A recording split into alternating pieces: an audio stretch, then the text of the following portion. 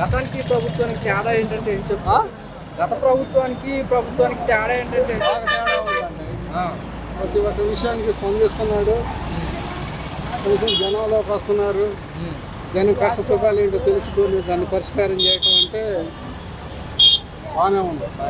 మరి ఇప్పుడు జగన్మోహన్ రెడ్డి 2027 నుంచి పాదయాత్ర చేస్తాను నేను.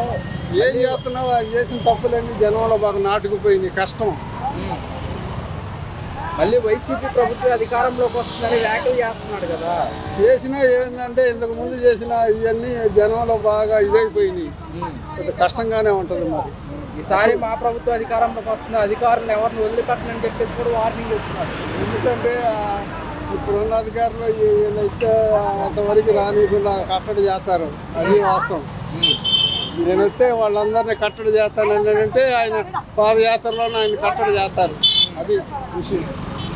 సినిమా చూపిస్తాను ఈసారి అందరికీ, ఎవరిని ఏ వదిలిపెట్ట. సినిమా చూపించాడు? పోయినసారి జనాలకి పనులు బాటలు లేకుండా కనీసం ఇసుగా వేసి రియల్ ఎస్టేట్ ఆపేసి చేతి పని వాళ్ళకి పని లేకుండా చేసేది వీళ్ళకి బాగా ఇదైపోయింది.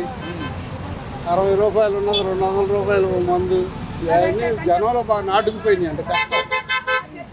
జగన్ 2.0 చూపిస్తాను ఈసారి, కార్యకర్తలకు అండగా ఉంటానని చెప్పేసి కూడా హామీ ఇస్తున్నారు. ఏమన్నా అన్నా అంటే అది ఫస్ట్ ఆయన ఎక్కినప్పటి నుంచే కొన్ని జాగ్రత్తలు తీసుకొని పరిపాలన చేసుకుంటే అవకాశం ఉండేది. వీళ్ళేమో గాలికి వదిలేసి వీళ్ళంతా నానా చండాలం చేసేసి అంతా అవినీతి పనులు చేసి జనాలను వ్యతిరేకత తెచ్చుకున్నారు. అది పోవాలంటే చాలా కష్టం సార్.